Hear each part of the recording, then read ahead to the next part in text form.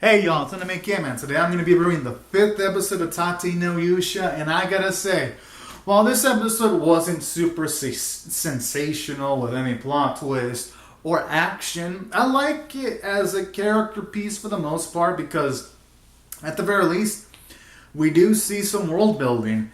We got to see the villagers that, well, at least some of the relatives of the villagers that Nofumi helped out. They actually do him solids by giving him this one person gave him like a Grimgar book that seems like it could be something important later. And then this other individual gave him some more items. So I like that. Shows that now Fumi's getting more reputation and he's actually getting benefits from it too. So I'd say those were wondrous scenes. And I like how even some of the older the two of the heroes summoned, like the sword and the bow and arrow hero, actually do now Fumi a solid, because when the king's being a little fucking cunt with something stuck under his fucking ass, I like how you actually have the other two heroes say that no, you gotta give Malfumi the minimum of what he deserves, because Mine cheated and she helped out Spear Hero. So I also like that too. It shows off that some of the other two heroes, they're at least developing character-wise. They're not just pawns in some kind of game. They're not being fucking manipulated. They can actually think for themselves. So that was also another positive about this episode. It shows up subtle character development for the other two heroes. And you see now Fumi become gentler, because you see him at least smile more. And then you see him like the way he treats Philo when he gets like this egg creature thing and like it hatches. And you see, like, seeing him bond with it, seeing it grow was also another wondrous thing to see too. And I actually loved all those scenes, especially in the sequences where the spear hero and the Mine bitch tried to tax the fuck out of this village, because they're like, oh, we need to repair, and y'all gotta pay like all this fuckload of silver to enter. And when Naofumi's like, wait, it's cheaper to go into a fucking inn. And when he dissed those bitches, and then they challenged him into like a race, and then he beats them, I was like, yes, this is so addicting to see him wipe that fucking arrogant smirk from Mine and Spear Hero's faces. My goodness. And I like when Mine mentioned duels. She didn't mention any combat duels, because I'm pretty sure in her mind she'd be like, shit, we probably get owned on a one-on-one against now Fumi, the GOAT in this show. Yeah.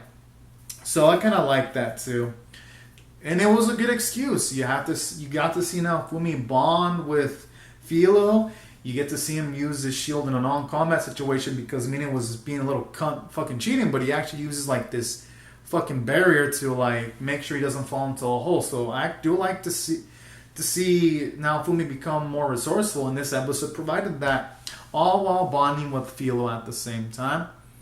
And we get to see some subtle character development from Raptilia, because she's getting some romantic feelings towards Naofumi, because she wanted to have the crest in her chest because she felt it was a symbol. But at the same time, you could tell she did want Naofumi to check her out, but Naofumi was more focusing on his shield, and it kind of felt like, yeah, it just felt like trying to get your attention with someone, but they're so distracted with someone else. And I kind of liked that scene. It was good. And at the same time, I could see why now we probably won't really be interested in romantic events from Atelier, because with the way he's raised her as kind of like a adopted daughter at this point, he's going to look at her as a daughter, and he's going to think if he pursues a relationship with someone that he likely looks at as a daughter, it's going to just feel wrong, even though they're not blood related. It's just going to feel kind of weird. So I like that too about this episode. It didn't really mention explicitly, but that's what I got from all these context clues, and I like that.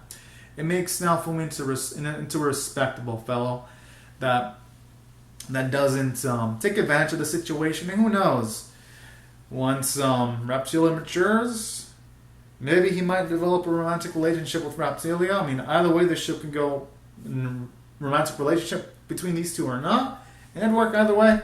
So I kind of like that, how I have that kind of situation going on at the very least.